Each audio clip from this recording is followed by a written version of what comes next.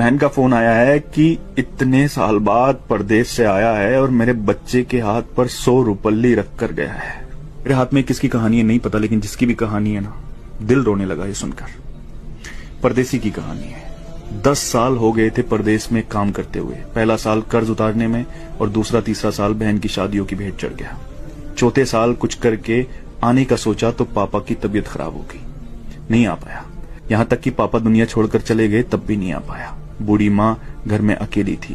आने का सोचा लेकिन कोई बचत नहीं थी, तो फिर परदेश से हिम्मत नहीं हुई कि इतने साल परदेश में रहकर खाली हाथ कैसे जाऊं।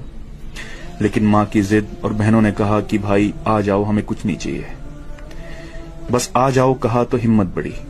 कुछ उधार लिया, कुछ पास था जिससे टिकट करवाया और वापस ये सोचकर आ गया कि अब कोई बड़ी जिम्मेदारी तो है नहीं, यहीं पे कुछ कर लेंगे। आने के दूसरे दिन बहन से मिलने गया। बहन बच्चों वाली हो चुकी थी। आते वक्त भांजे के हाथ पर 100 रुपए रखकर वापस हुआ।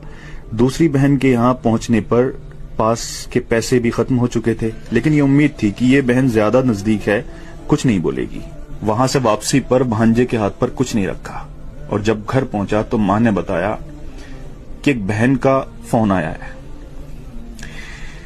बहुत बड़ा दिल चाहिए यार ये सुनने के लिए।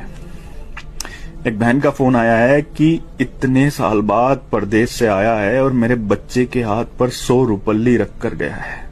इतना तो हम फकीरों को दे देते हैं। दूसरी बोली मेरे बच्चों के हाथ पर 10 रुपल्ली भी रख कर नहीं गया, ससुराल में मेरी नाक कटा दी। ये सब सुनकर मैं सुन्न रह गया और अब अपनी 10 साल की कमाइयों का हिसाब लगा रहा था। अरे यार, अगर पुराना घर छोड़कर नए घर में भी चले जाओ ना तो ख्वाब हमेशा पुराने घरों के आते हैं।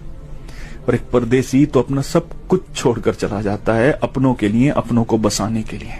लोग मेहनत करके पैसा कमाते हैं, लेकिन परदेसी मेहनत के साथ साथ अपनी उम्र को बेचकर पैसा कमाता है।